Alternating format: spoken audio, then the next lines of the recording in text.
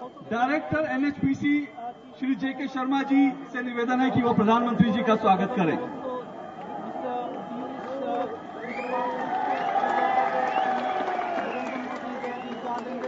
और अब लद्दाख भाजपा के प्रभारी श्री निर्मल सिंह जी से गुजारिश है कि वो शॉल के साथ गवर्नर साहब का स्वागत करें।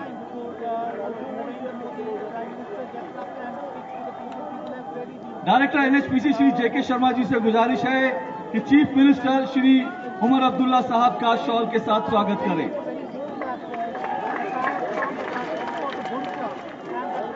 और आज हमारे बीच देश के बेहद dynamic union minister of state for power with independent charge Shri Piyush Goyal ji हैं। मैं उन्हें आज के प्रोग्राम के वेलकम एड्रेस के लिए आमंत्रित करता हूं। श्री पीयूष गोयल जी।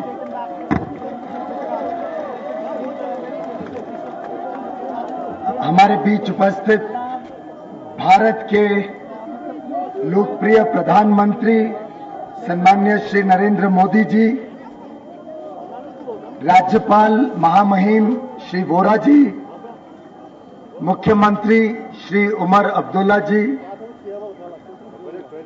यहाँ के आपके नवनिर्वाचित सांसद श्री थुपसम चेवांग जी, श्री मुख्तार अब्बास नकवी जी और श्री देवेंद्र चौधरी जी, एडिशनल सेक्रेटरी पावर, और कारगिल के भाइयों और बहनों जिन्होंने इतनी हिम्मत और इतनी साहस से भारत की अखंडता और एकता के लिए हिम्मत से यहाँ पे खड़े रहे, यहाँ पे जुटे रहे। और कारगिल में जब बाहर से हमला हुआ, आप सब ने भारत की शान बढ़ाई, आप सब ने भारत की इज्जत कयामत रखी। आप सबको हम भारतवासियों की तरफ से, पूरे देश की तरफ से बहुत बहुत धन्यवाद, बहुत बहुत बधाई। मुझे आज सबसे बड़ी प्रसन्नता इस बात की है कि कारगिल में आज तक भारत के स्वाधीनता के बाद इतने वर्षों में पहला मौका है जब भारत के प्रधानमंत्री लोगों के बीच आके कारगिल में आपको संबोधित करने वाले हैं, आपसे मिलने आए हैं। यह इतिहास में पहला मौका है और वो सिर्फ एक शेर दिल प्रधानमंत्री, भारत का शेर श्री नरेंद्र मोदी जी ही कर सकते थे, जो यहां पर आके नौजवानों को संबोधित नहीं, जनता के बीच आना चाहते थे, जनता के बीच आज का कार्यक्रम रखना चाहते थे। मैं आपका बहुत बहुत धन्यवाद करता हूं प्रधानमंत्री जी, आपको तहे दिल से स्वागत करता हूं आज के कार्यक्रम में। आपने ऊर्जा के क्षेत्र को ही नहीं प्रोत्साहन दिया, कारगिल के हर नागरिक को, कारगिल में स्थित हर जवान को का मनोबल बढ़ाया है, को हौसला दिया है कि हम सब आपके पीछे खड़े हैं, हम सब आपकी उन्नति, आपकी प्रगति उसमें विश्वास रखते हैं, उसके लिए वचनबद्ध हैं। और आगे आने वाले दिनों में कारगिल में और तेजी से विकास की यात्रा प्रारंभ हो, विकास हो, उसके लिए हम सब काम करेंगे। आज बहुत खुशी का मौका है जब चुटक जो परियोजना हाइडल पावर स्टेशन को देश को समर्पित करने का कार्यक्रम, उसके लोकार्पण का कार्यक्रम आज होने जा रहा है। इस अवसर पर मैं कारगिल के सभी भाइयों और बहनों को बहुत बहुत बधाई देता हूं। इस परियोजना से कारगिल में एक नया औद्योगिकरण का युग शुरू हो, ऐसी हमारी कल्पना है। और जैसे इसके पहले हमने एक लेह में कार्यक्रम किया जिसमें पावर ग्रिड द्वारा कारगिल से होती हुई लेह श्रीनगर की ट्रांसमिशन लाइन का काम आज से शुरू किया गया है। उसका शिलान्यास आज सम्माननीय प्रधानमंत्री जी ने किया। उसी के साथ साथ चुटक से पैदा होने वाली बिजली पूरे देश को रोशनी देगी। ये एक ऐलान आज मैं कर रहा हूं। 3 वर्ष के अंदर हम उस प्रोजेक्ट को कंप्लीट करेंगे और साथ ही साथ चुटक में प्रोडक्शन, जनरेशन ऑफ इलेक्ट्रिसिटी बढ़े और वो रोशनी श्रीनगर के माध्यम से पूरे देश में फैले। इस ऐलान के साथ मैं आज आप सबका स्वागत करता हूं। आज प्रधानमंत्री जी हमारे बीच आए, हमारे लिए बड़ी गर्व की बात है। खास तौर के कारगिल के अपने नौजवानों के लिए एक संदेश लेके आए हैं कि भारत एकजुट होके यहाँ पे नए नौकरी के अवसर, नए रोजगार के अवसर पैदा करना चाहता है। इसी श्रृंखला में कारगिल, लेह स्थित लद्दाख पूरे क्षेत्र की उन्नति के लिए मुझे पूरा विश्वास है, सम्माननीय प्रधानमंत्री जी के आशीर्वाद से हम सब और अच्छी तरीके से काम कर पाएंगे। बहुत बहुत धन्यवाद। शुक्रिया पीयूष गोयल जी। और अब जनाब मोहतरम उमर अब्दुल्ला साहब, chief minister Jammu and Kashmir से गुजारिश है कि वो जनसभा को संबोधित करें।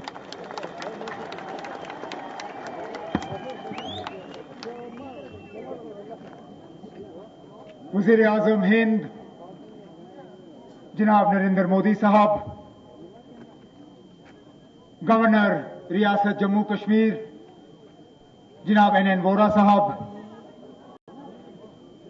मरकजी वज़ीर ममलकत जनाब पीयूष गोयल साहब, हमारे मुकामी मेंबर पार्लियामेंट जनाब थुप्सन सवांग साहब,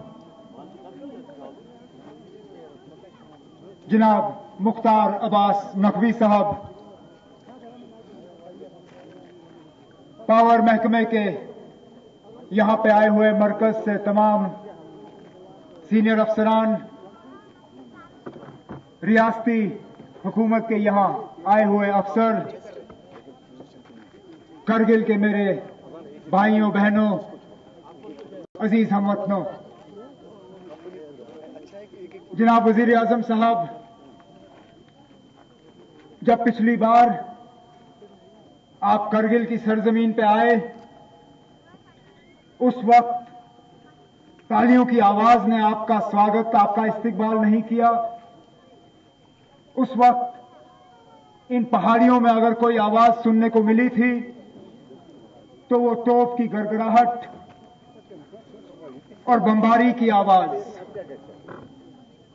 1999 वो साल जब हमारे पड़ोसी मुल्क ने यहां के पहाड़ियों को न सिर्फ इस रियासत में, न सिर्फ इस मुल्क में, बल्कि दुनिया भर में मशहूर किया, जबकि टाइगर हिल और टुलुलिंग जैसे पॉइंट्स जो हैं वो दुनिया भर में मशहूर हुए।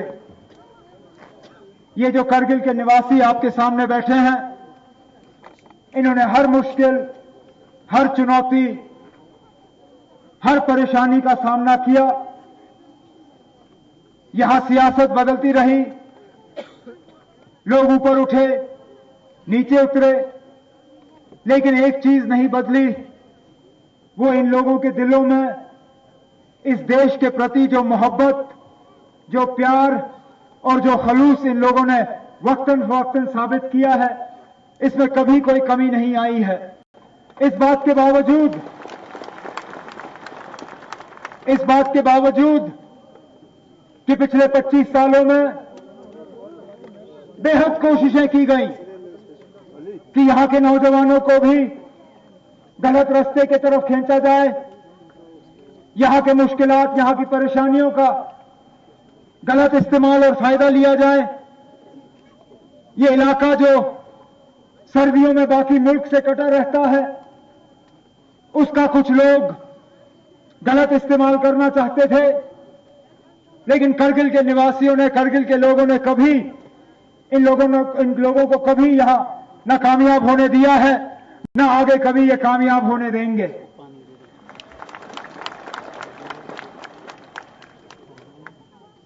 वज़ीर आज़म साहब, ये लोग आज के मौके पर मांग तो बहुत कुछ सकते हैं, लेकिन इनके तरफ से मैं चंद चीजों का यहां पे जिक्र करना जरूरी समझता हूं। जैसे मैंने कहा, ये इलाका सर्दियों के महीनों में पूरे मुल्क से कट जाता है। इन लोगों की बहुत दीरीना ख्वाब रही है कि सड़क के जरिए ये इलाका बाकी मुल्क से जोड़ दिया जाए। आपने जो ऐलान जो जीना टनल का अभी लेह में किया है, उसको फुल फंडिंग और उसकी तेजी से काम उसको मुकम्मल करने की, उसके लिए मैं करगिल के लोगों से की तरफ से आपका शुक्रिया करना चाहता हूं। लेकिन टनल बनते बनते जब तक वो काम मुकम्मल हो, तब तक इस इलाके को हवाई सर्विस से जोड़ने की बहुत सख्त जरूरत है।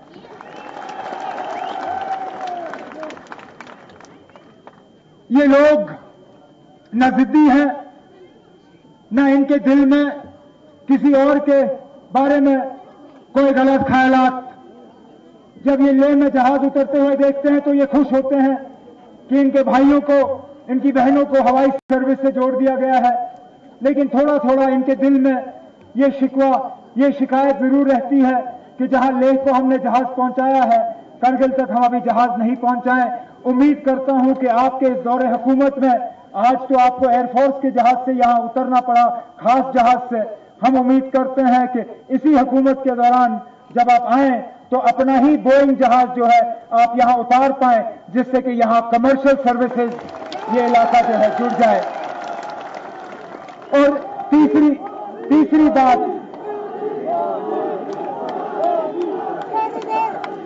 बात जो मैं यहां, जिसका मैं जिक्र करना जरूरी समझता हूं, आपके सामने जो प्लेटो है, कुर्बथान प्लेटो उसका नाम है।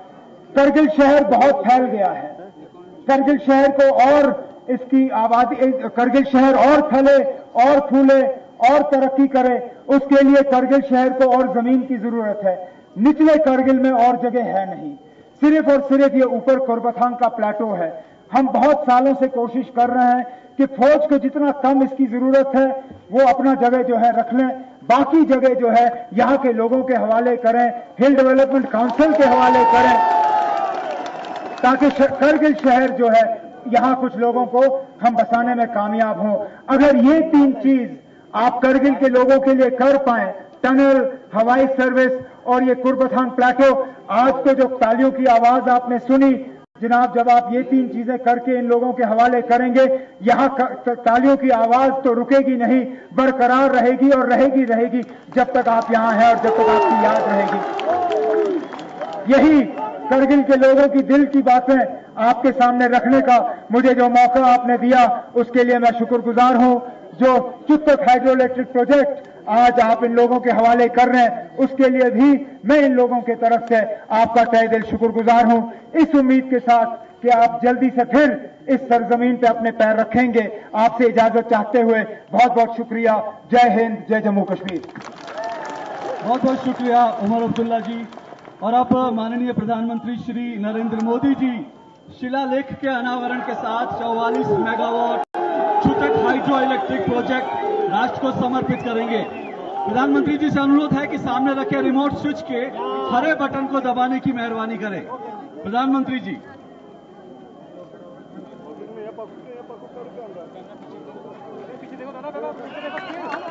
जोरदार तालियों के साथ स्वागत करें। प्रधानमंत्री जी ने इस हाइड्रो इलेक्ट्रिक प्रोजेक्ट को राष्ट्र को समर्पित किया है और प्रधानमंत्री जी, कारगिल शहर की जनता सुबह से ही स्टेडियम में आपको उद्बोधन सुनने के लिए बेसब्र है। आपसे अनुरोध है कि इस विशाल जनसभा को संबोधित करें।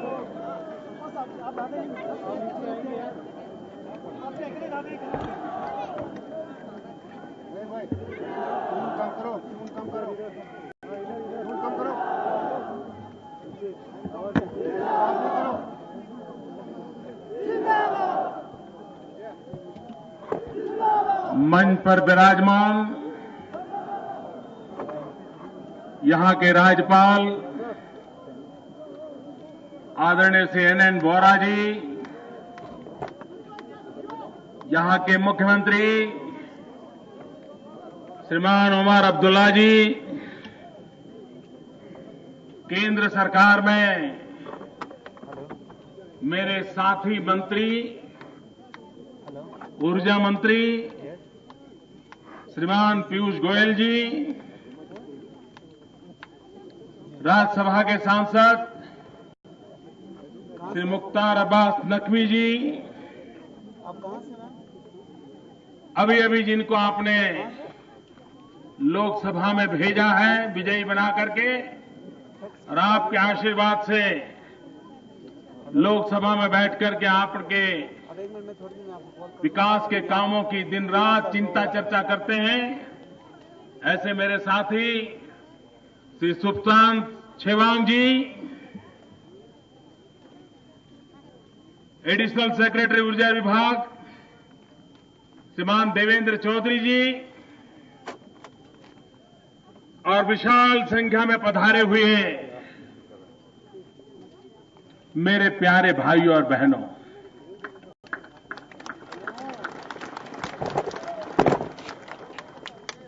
ये मेरा सद्भाग्य है कि मुझे हिंदुस्तान के एक आखिरी छोर पर रहने वाले करगिल के मेरे भाइयों बहनों से बातचीत करने का अवसर मिला है।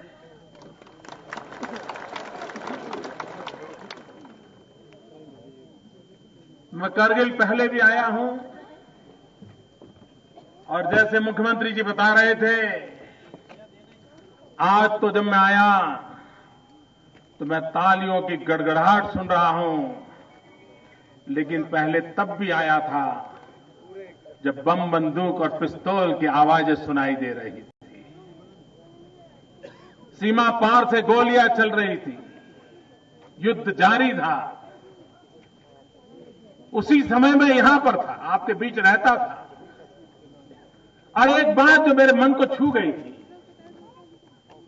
मैं पत्रकार नहीं था, सबको मालूम था कि मैं भाजपा का कार्यकर्ता हूं, लेकिन जितना समय मैं रुका, मुझे किसी चीज की जरूरत पड़ी, यहां के लोगों ने मेरे से एक नया पैसा लिया नहीं था। ये बहुत बड़ी बात है जी। पानी पियो, चाय पियो, पकोड़े खाओ, खाना खाओ, रात रुको, एक पैसा कोई लेने को तैयार नहीं था। वो कह रहे थे ये भी एक देश सेवा है और हम देश सेवा करते हैं।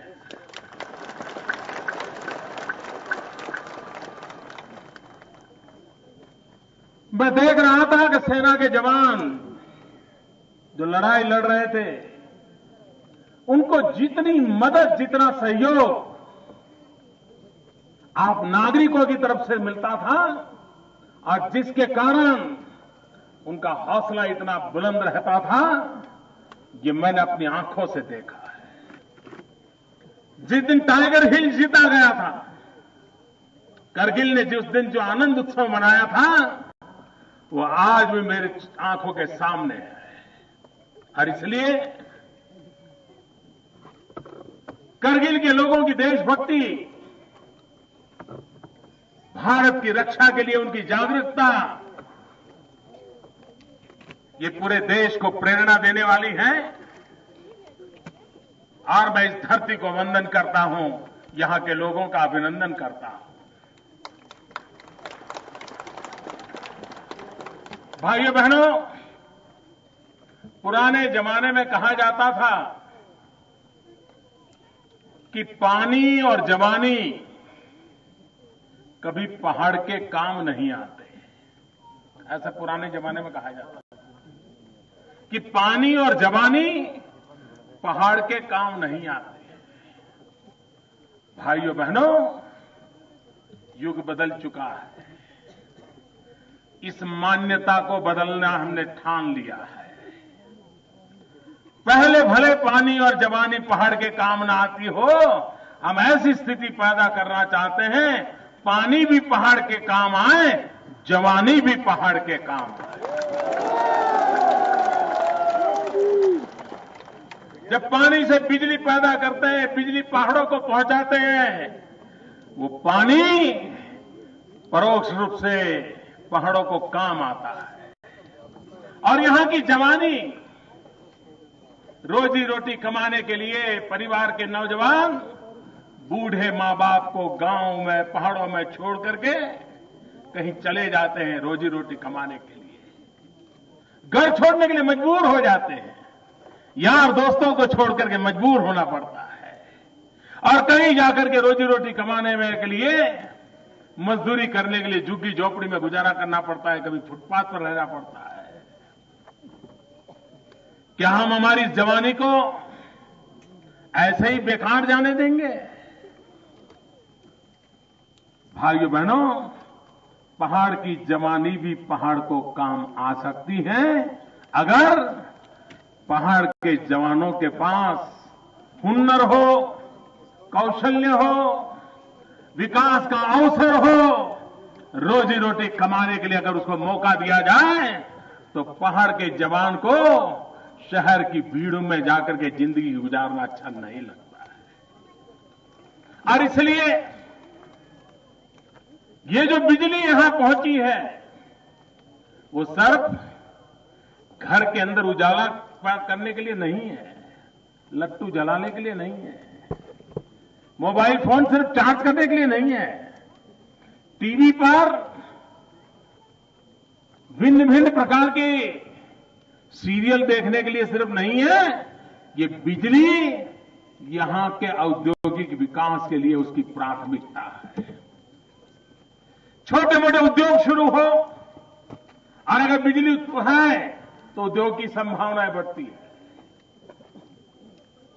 कृषि आधारित कामों का अवसर मिले, यहां की जो परंपरागत हुनर है, कला है,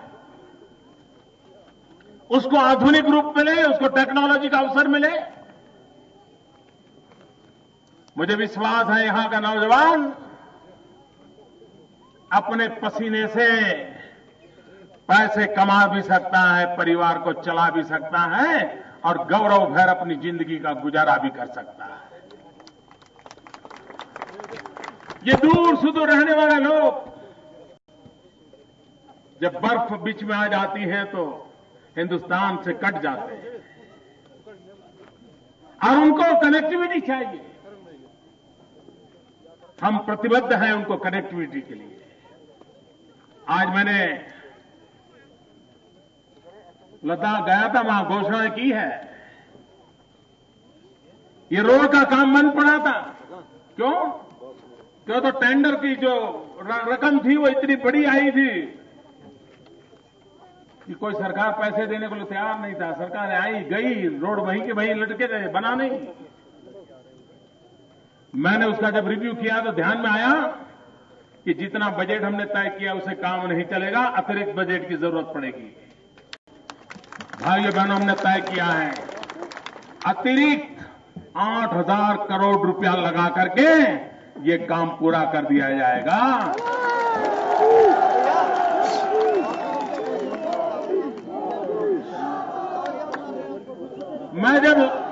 मैं जब लाहौल स्पीति जाता था, मैं उस सीजन में भी काम करता था, मैं यहां भी काम करता था।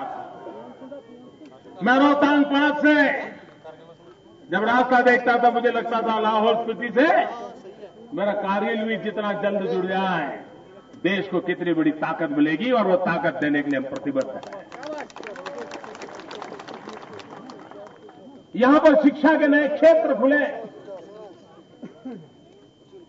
यहां के नौजवानों को हिंदुस्तान के किसी भी नौजवान के साथ आंख में आंख मिला करके खड़ा हो सके, ऐसी शिक्षा उपलब्ध हो। ऐसे शिक्षा के विकास के लिए भी दिल्ली में बैठी हुई भारत सरकार प्रतिबद्ध है और आने वाले दिनों में आप इसको देखेंगे। आज एक ट्रांसमिशन लाइन का शिलान्यास किया। यह सपना अटल बिहारी वाजपेयी जी ने देखा था, लेकिन बीच में बात यूं ही रह गई। वाजपेयी जी का वो सपना पूरा करने के लिए हमने कदम उठाया है। करीब करीब 1800 करोड़ रुपया लगा करके ये ट्रांसमिशन लाइन से बिजली की कनेक्टिविटी आपकी श्रीनगर के साथ जुड़ जाएगी, आप हिंदुस्तान के साथ जुड़ जाओगे, ताकि बिजली की कभी कटौती का मुकाबला आपको न करना पड़े। उस प्रकार की व्यवस्था। भाइयों बहनों, जम्मू कश्मीर आर्थिक विकास की धरोहर बन सकता है, विकास की नई ऊंचाइयों को पार कर सकता है। उसकी समस्याओं को गिनती कर करके जन भावनाओं को लुभावने का काम मेरा नहीं है। मैं एक एक समस्या को हाथ में लेकर के उसके समस्या के समाधान के लिए रास्ते खोजने वाला इंसान।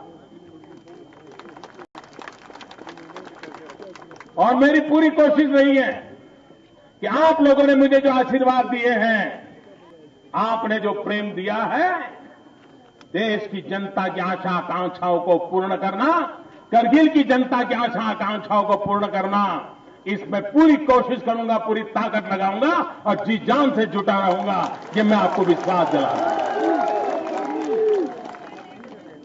आप देखिए जम्मू कश्मीर का हाल, यहां की पूरी जनसंख्या में करीब 20% लोग विस्थापित हैं। अगर इन विस्थापितों को भी अगर हम स्थापित नहीं करेंगे, उनको रोजी रोटी कमाने का अवसर नहीं देंगे, ये 20% जनता जम्मू कश्मीर के भाग्य को बदलने के लिए हिस्सा बने, इसके लिए जो भी आवश्यक योजना हो उस पर करने के लिए हम प्रतिबद्ध हैं। 2 लाख से ज्यादा तो विस्थापित वेस्ट पाकिस्तान के रिफ्यूजीज हैं। 1 लाख से ज्यादा भी विस्थापित छम सेक्टर के हैं। 4 लाख से ज्यादा विस्थापित कश्मीरी पंडित हैं। 8-10 लाख आतंकवादियों के कारण जिन्होंने अपने परिवार को के स्वजनों को खोना पड़ा है, बेहाल हो गए हैं। ये भी तो हमारे अपने भाई हैं, उनके जीवन की भी तो चिंता होनी चाहिए। और इसलिए भाइयों बहनों, ये 20% के करीब जनसंख्या, उनको गौरव के साथ जीने के लिए, उनके मान सम्मान, क्योंकि उन्होंने भारत के लिए प्यार किया है, भारत के लिए वो जी रहे हैं, उनके लिए अब तक बहुत उदासीनता बरती गई है, निगलेक्ट किया गया है। अब वो दिन चले गए हैं। मैं पूरे जम्मू कश्मीर के ऐसे विस्थापित भाई बहन, किसी भी प्रकार के विस्थापित क्यों न हो, वो हमारे भाई है, वो हमारे परिवारजन है। उनका सुख दुख हमारा सुख दुख है, उनकी प्रगति ये हमारा मकसद है, उनका विकास ये हमारा मकसद है। और उस काम को आगे बढ़ाने के लिए यहां विकास की नई नित्य नवीन योजनाओं के द्वारा हम आगे बढ़ना चाहते हैं। भाइयों बहनों, एक बात मैं अपने अनुभव से कहना चाहता हूं। अब मुझे लगता है करगिल में वो बात करूंगा तो अच्छा लगेगा। मैं जब गुजरात में काम करता था और कभी भी हम कच्छ जाते थे तो हमेशा कच्छ हम सीमा की समस्या, पाकिस्तान, वहां से आने वाली तकलीफें, उसी की चर्चा करते थे। जो भी राजनेता जाए वही बोलता था। मैं मुख्यमंत्री बना तो वहां से 5-7 लोग मुझे मिलने आए, क्योंकि भूकंप के बाद मैं मुख्यमंत्री बना था। भूकंप के कारण भयानक बर्बादी हुई थी वहां, वो मुझे मिलने आए। उन्होंने कहा था, हमने सुना है आप शपथ के बाद तुरंत कच्छ पहुंच रहे हो। मैंने कहा हां, शपथ के बाद मैं पहला काम करने वाला हूं, कच्छ के भूकंप पीड़ितों को मिलने के लिए आ रहा हूं। उन्होंने कहा हमारा एक सुझाव है। मैंने कहा क्या? बोले मेहरबानी करके जब आप कच्छ आए तो सिर्फ सीमा की समस्याएं, पाकिस्तान, इसमें अपना टाइम बर्बाद मत कीजिए। उसी चर्चा के अंदर सब नेताओं ने हर साल यही काम किया है। आप भविष्य की बात करके जाइए। मैं भी पहले कच्छ जाता था तो यही बातें करता था, लेकिन उस दिन जब उन्होंने कहा तो मेरे मन में स्पार्क हुआ। मुझे लगा हां, इस बात को अलग ढंग से सोचना चाहिए। और मैं जब भी कच्छ गया, मैं 4 टर्म मुख्यमंत्री रहा, मैं जब भी कच्छ के लोगों के पास गया, मैंने सिवाय विकास की कोई बात नहीं की और विकास को एक महत्वपूर्ण पहलू बना दिया। और कच्छ ऐसा जिला है हमारे यहां जहां पूरे गुजरात में सबसे ज्यादा मुस्लिम पॉपुलेशन कच्छ जिले में है। और कच्छ की और भी एक विशेषता है, हमारे जम्मू कश्मीर के गुजर लोग जो हैं, वो जिस प्रकार के रंग रंगीन कपड़े पहनते हैं, जिस प्रकार का सर पे बांधते हैं, मेरे कच्छ के अंदर भी वैसा ही बांधते हैं। बिल्कुल हमारा कच्छी मुसलमान और यहां का गुजर को खड़ा कर दो तो लगता है ये एक ही बिरादरी के लोग हैं। इतनी साम्यता है, इतनी निकटता है। मैं 4 बार मुख्यमंत्री रहा, इतने सालों तक वहां एक ही काम किया, मुझे डेवलपमेंट करना है। सारे विषयों की चर्चा करना मैंने मेरे लेवल पर बंद कर दिया था। और भाइयों बहनों, आज मैं गर्व से कहता हूं कि वो कच्छ जिला हिंदुस्तान का तेज गति से विकास करने वाला जिला बन गया, जबकि वो कच्छ किसी समय माइनस ग्रोथ वाला था। हर बार जनसंख्या लोग खाली करके चले जाते थे। उस अनुभव से मैं कहता हूं, चाहे लेह हो, लद्दाख हो, करगिल हो, सीमावर्ती इलाका हो, चाहे नॉर्थ ईस्ट हो, मेरे लिए यहां की जीवन बदलने का सबसे उचित रास्ता जो मैं अनुभव से सीख के आया हूं, वो है विकास। मुझे विकास के रास्ते पर चलना, मुझे समस्याओं के समाधान में रस है और मुझे जन जन को अपने साथ लेकर के आगे चलने में रस है। आपने हमारा साथ दिया है, आगे भी साथ देंगे, मेरा पूरा विश्वास है। और हम सब मिलकर के जो भारत का भाग्य बदलने की कोशिश कर रहे हैं, लेकिन आज जो उस भाग्य तक पहुंचने में दूर खड़े हैं, उनको सबसे पहले आगे ले जाना है। ये मकसद लेकर के मैं काम कर रहा हूं। भाइयों बहनों, चाहे हवाई कनेक्टिविटी हो, रेल कनेक्टिविटी हो, रोड कनेक्टिविटी हो, टेलीकॉम कनेक्टिविटी हो, सब प्रकार से हिंदुस्तान का कोई कोना अछूत नहीं रहना चाहिए। उसके विकास के लिए पूरा प्रयास होना चाहिए। लेकिन सबसे पहली प्राथमिकता है रोजगार। मेरे नौजवान को रोजगार मिले, उसके लिए यहां जो उपलब्ध संसाधन है उसी को केंद्र में रख करके आगे बढ़ना है। पश्मीना हमारी पहचान थी, धीरे धीरे धीरे हम खो रहे हैं। इसी बजट में हमने कहा है पश्मीना प्रमोशन के लिए P3 प्रोजेक्ट शुरू करने वाले हैं, ताकि यहां से दूर दूर पहाड़ों में रहने वाले लोगों को एक नया अवसर मिले। यहां का केसर, दुनिया की अच्छी क्वालिटी के केसर में जम्मू कश्मीर का केसर है।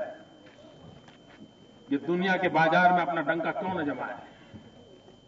और अगर एक बार विश्व के बाजार में जम्मू कश्मीर के केसर की पहचान बन गई तो मार्केट अपने आप मिलेगा। यहां का मेरा किसान आर्थिक रूप से संपन्न होगा, पैकेजिंग की भी इंडस्ट्री आएगी, ब्रांडिंग की इंडस्ट्री आएगी, मार्केटिंग की इंडस्ट्री आएगी, एक्सपोर्ट करने वाले यूनिट आ जाएंगे, यहां का किसान कमाना शुरू कर देगा।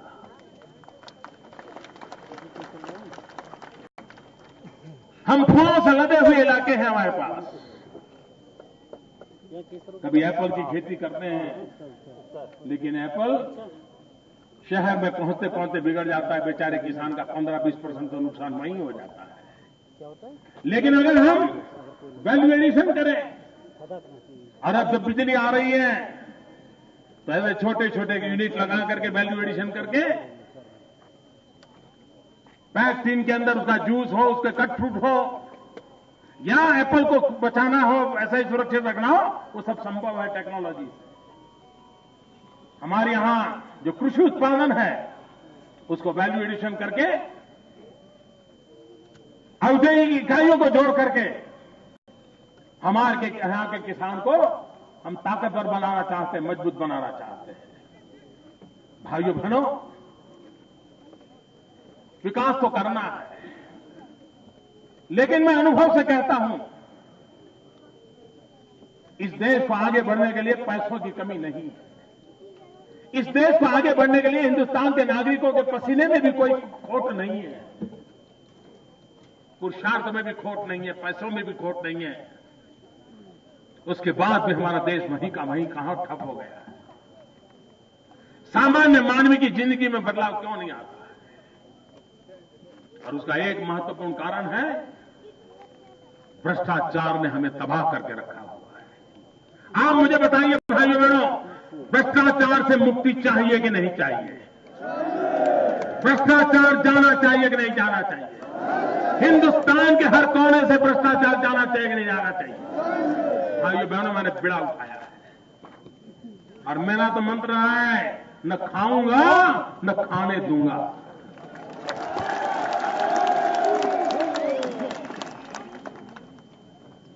इतने ही पैसे अगर ये भ्रष्टाचार का पापाचार बंद हो जाए, उन्हीं पैसों से देश को बहुत कुछ आगे बढ़ाया जा सकता है, नौजवानों की इच्छाओं को पूर्ण किया जा सकता है। मुझे आपसे मदद चाहिए भ्रष्टाचार के खिलाफ लड़ाई लड़ने के लिए। मुझे आपके आशीर्वाद चाहिए भ्रष्टाचार के खिलाफ लड़ाई लड़ने के लिए। मुझे आपकी तरफ से ताकत चाहिए ताकि हम भ्रष्टाचार मुक्त शासन व्यवस्थाओं को विकसित करें, ताकि गरीब से गरीब आदमी की भलाई के लिए हमें अवसर मिले। वरना पैसे आएंगे जाएंगे, कोई भला नहीं। बात बिगड़ती चली जाती है, मुझे बात को बनाना है। और इसलिए भाइयों बहनों, अटल बिहारी वाजपेयी ने जम्मू कश्मीर के लिए जो सपने देखे थे, उन सपनों को हमें पूरा करना है। यहां के जन सामान्य को ताकत देनी है। और भाइयों बहनों, कोई हिंदुस्तान के किसी कोने में कल्पना नहीं कर सकता कि लेह लद्दाख हो या करगिल हो, इतनी बड़ी जनसभा मुझे संबोधन करने का अवसर मिला। हिंदुस्तान में कई लोगों को कल्पना तक नहीं आई। आज जब टीवी पर ये चीजें देखेंगे, पूरा देश चकित हो जाएगा, आपकी देशभक्ति से चकित हो जाएगा, आपके उत्साह से चकित हो जाएगा। और हिंदुस्तान के और कोने के लोगों को भी कारगिल के उत्साह से प्रेरणा मिलेगी। ये प्रेरणा लेकर के मैं आज जा रहा हूं। मैं फिर एक बार आप सबका हृदय से धन्यवाद करता हूं। और विकास के लिए दिल्ली में बैठी हुई सरकार कभी पीछे मुड़ करके देखने वाली नहीं है। आपकी आशा आकांक्षाओं की पूर्ति के लिए दिल्ली में बैठी हुई सरकार जितना भी कर सकती है करने के लिए प्रतिबद्ध है, क्योंकि दिल से हम आपसे जुड़े हुए हैं और इसी के कारण हम इसे आगे बढ़ाना चाहते हैं। बहुत बहुत धन्यवाद। बहुत बहुत शुक्रिया प्रधानमंत्री जी, आप यहाँ आए हमारे बीच और इस दुर्गम और सीमावर्ती इलाके में लोगों की हौसला अफजाई की। अब मैं श्री पीयूष गोयल जी से अनुरोध करूंगा कि वो माननीय प्रधानमंत्री जी, माननीय राज्यपाल महोदय और माननीय मुख्यमंत्री जी को मोमेंटो भेंट करेंगे। श्री पीयूष गोयल जी।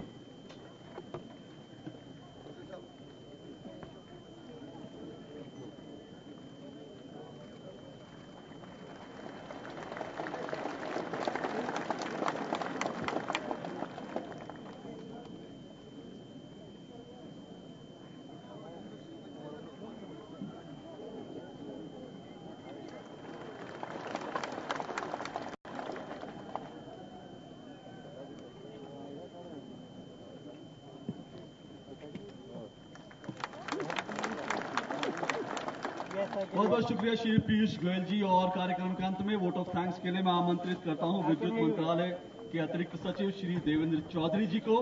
श्री देवेंद्र चौधरी। सॉरी,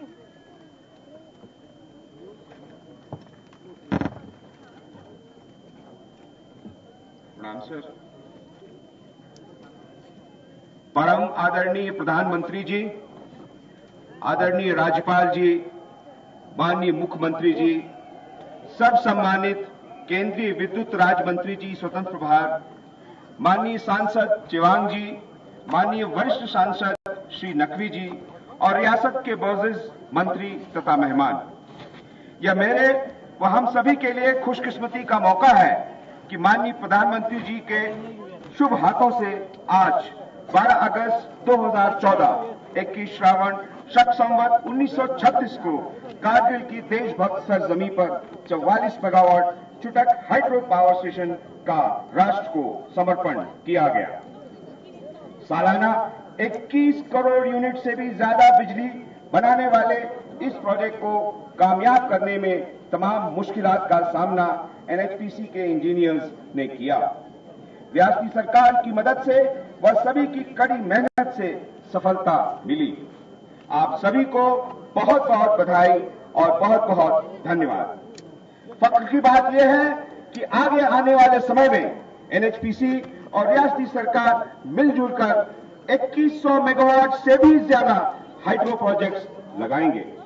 मैं इस खुशनसीब मौके पर परम सम्मानित प्रधानमंत्री जी का तहे दिल से शुक्रिया अदा करता हूं। साथ ही आपके ऊर्जावान भाषण से आगे की मुश्किल चुनौतियों के लिए भी हमारी जो हौसला अफजाई हुई है, इसके लिए भी धन्यवाद देता हूं। मैं ऑनरेबल गवर्नर और मुख्यमंत्री साहिबान का भी शुक्रिया अदा करता हूं, जिन्होंने अपने कीमती समय से हमारा मनोबल बढ़ाया। मैं सब सम्मानित केंद्रीय विद्युत राज्य मंत्री जी स्वतंत्र प्रभार का बहुत ही आभारी हूं कि दिनों रात आपके गाइडेंस से ही आज का प्रोग्राम कामयाब हुआ। बेशक यह एक मील का पत्थर साबित होगा। मैं माननीय वरिष्ठ सांसद श्री नकवी जी और क्षेत्रीय सांसद श्री चौहान जी और सभी मौजूद मेहमानों का हृदय से धन्यवाद देता हूं। श्री नकवी जी के मार्गदर्शन के बिना ये आज सफल कार्यक्रम नहीं हो पाता। आखिर में लेकिन पूरे एहतराम के साथ लोकल एडमिनिस्ट्रेशन को भी धन्यवाद देता हूं। बहुत बहुत धन्यवाद। जय हिंद।